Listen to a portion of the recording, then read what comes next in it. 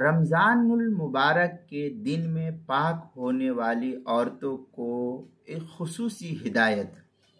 چنانچہ اگر کوئی عورت رمضان المبارک کے دن میں پاک ہوئی تو بقیہ پورے دن کھانا پینا درست نہیں ہے۔ دن میں پاک ہوئی مثلا ظہر سے پہلے یا ظہر کے بعد، تو اس عورت کے لیے کھانا پینا درست نہیں ہے۔ شام تک روزے داروں کی طرح رہنا اس کے ذمے یہ ضروری ہے، مگر وہ دن روزے میں شمار نہیں کیا جائے گا، اس کی قضا بعد میں اس کے ذمے لازم ہوگی۔ یہ احترام رمضان میں جو ہے اللہ تعالیٰ نے عورتوں کو حکم دیا ہے کہ تم جو ہے اس طریقے سے کھانے پینے سے گریز کرو۔